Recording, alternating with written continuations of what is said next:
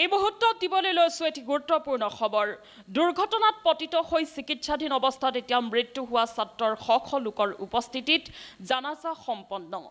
শোকস্তব্ধ পশ্চিম দৰং অঞ্চল। চিপাঝাৰৰ ডিপিলা উচ্চ মাধ্যমিক বিদ্যালয়ৰ ছাত্ৰ ইমৰান হকৰ দুৰ্ঘটনাত পতিত হৈ অকালতে জীৱন হেৰুৱাবলগীয়া হোৱা ঘটনাই শোকস্তব্ধ কৰি তুলিছে বিদ্যালয়খনৰ লগতে সমগ্ৰ পশ্চিম দৰং অঞ্চলক। ঘটনাৰ বিৱৰণী অনুসৰি শুকুৰবাৰে বিদ্যালয়লৈ গৈ থকা অৱস্থাত ইমৰান হক নামৰ 16 বছৰীয়া 10ম শ্ৰেণীৰ মেধাৱী ছাত্ৰগৰাকীক বিদ্যালয়ৰ ওচৰত ডাম্পাৰে খুন্দিয়াই গুৰুতৰভাৱে আঘাতপ্ৰাপ্ত কৰে। ততাতৈয়াকৈ ছাত্ৰগৰাকীক উন্নত চিকিৎসাৰ বাবে গুৱাহাটী GMCHলৈ প্ৰেৰণ কৰা হয় যদিও 2টা দিন চিকিৎসাধীন হৈ থকাৰ পাছতে আজি পুৱা নিয়তিৰ পৰীক্ষা ছাত্ৰগৰাকীয়ে অকাল মৃত্যুক সাৱটি ল'ব লগা হয়।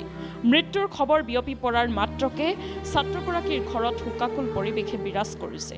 ইফালে ছাত্ৰগৰাকীক সন্ধিয়াৰ আগমুহূৰ্তত ঘৰলৈ লৈ অহাত পুনতে অধ্যয়নৰত বিদ্যালয়লৈ লৈ যোৱা হয় আৰু বিদ্যালয়ত শিক্ষক মণ্ডলী ছাত্ৰ ছাত্ৰী শুভাকাংক্ষীসকলে শেষ শ্ৰদ্ধাঞ্জলি জ্ঞাপন কৰে।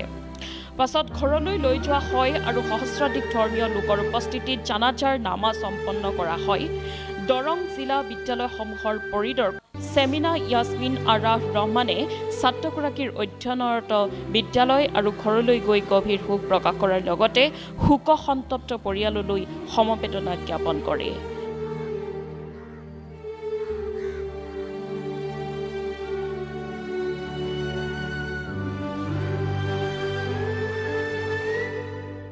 বিদ্যালয়লৈ গৈ থকা অৱস্থাত ডাম্পাৰে খুন্দিয়াই ভৰি দুখন ওপৰেৰে চকা গুচি যায়।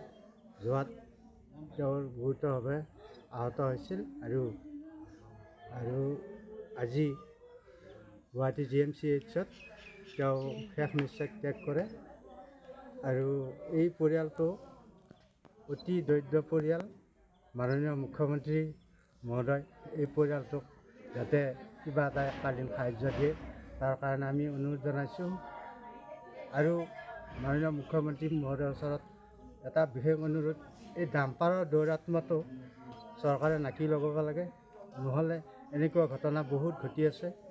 স্কুলৰ ল'ৰা ছোৱালীয়ে হওক, বৃদ্ধ বয়সস্থ মানুহে হওক, বহুতো তাৰমানে আজি দুৰ্ঘটনাৰ প্ৰতি হৈ আছে। এইখিনিয়ে মই ক'বলগীয়া।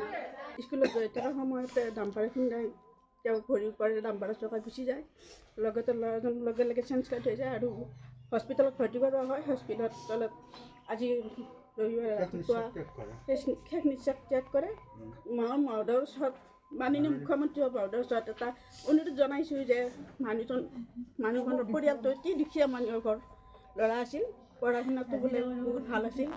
দেউতাকে হাজিৰা কৰি খায়, অলপ যাতে পৰিয়ালটো পিনে চাই বা কিবা সাহায্য দিয়ে।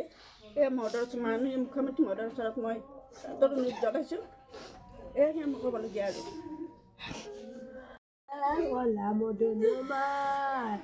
মধুনুমাই বহুত কষ্টত পৰিছিল। মধুনু বাবা, তুমি মোক এনেকুৱা কৰি থৈ গ'লি, মই কি লৈ থাকিম দুনিয়াত। আল্লাহ সদায় মোক শুনি মোৰ বাপে মই চব পাহেছোঁ, মই চলি চাই মই থাকোঁ মই। মোৰ ধুনু আই, মোৰ ধুনু কান্দি দি ধুনু নহ'লে মই থাকিব নোৱাৰোঁ। মোৰ ধুনু মোৰ বাবা ইমান বুলি মোৰ গালি পাৰাত বা মোৰ বাপে বাবা মাইকীয়াকে কৰি ইমান কত মাইকীটো গালি নাম পাৰা বাপে তই বাপা স্কুল পাৰিব নাই মোৰ বাবা মোৰ ধুনুৰ বাপে এখিনি বয়সত ধুনু যাব লগা কৰি লৈ গ'ল। ধুনুৰ পুপু মনে বিছনা উঠা কৰি থৈ গ'লে। ধুনু বিছনা কালত থাকি মই আজিৰ পৰা কাক লগ কৰি দিলি। মই কি চাই থাকিম দুনিয়াত, চাবাৰ উপায় মোৰ বুদ্ধি নাই।